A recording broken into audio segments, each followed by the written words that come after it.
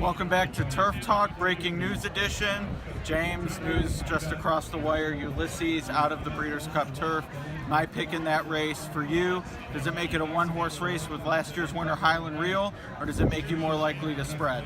More likely to spread. I mean, I was going to use Ulysses and Highland Reel, but Ulysses was my definite top choice, so I really thought he was going to win for Sir Michael Stell. Yeah, I definitely thought he looked best. I preferred him to Highland Reel, and really it seemed like he'd get a better trip. So for me, even though I think Highland Reel may be the most talented in the group, Ulysses scratching doesn't change the trip he's going to get. Beach Patrol could be close up, Oscar Performance, some others, who knows, we'll see. But to me, he's no slam dunk. I do think he's the most likely winner now, but definitely a wrinkle in those pick four plays, and maybe a good one because it looked like it might chalk out, and now there's maybe some looks. Yeah, I mean, I'll definitely be using Highland Reel, but like Talismanic and Seventh Heaven and, you know, some of the other Euros will get a little bit more of a serious look for me, and I'll be looking to incorporate them on some tickets.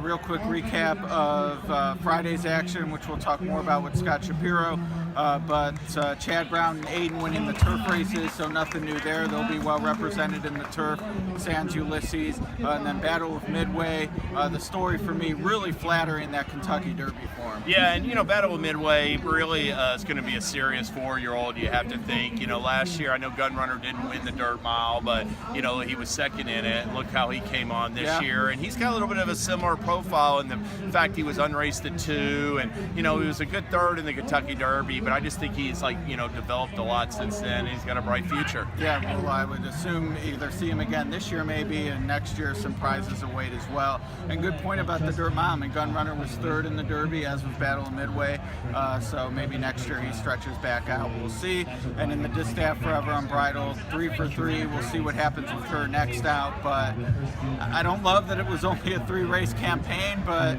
I mean, man, she was awesome, and I mean, she beat Songbird and beat everyone today. Just was closer than she's been in the past.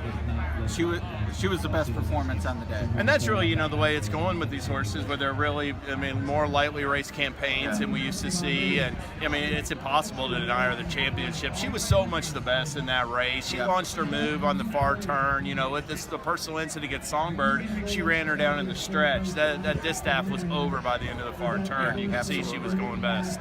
All right, well, great day of racing. Not so much for my picks, but always enjoyable to see the best. We'll get them tomorrow. Yeah, we'll get them tomorrow, exactly, and hopefully we'll have something to toast at the end of the day. So, thank you.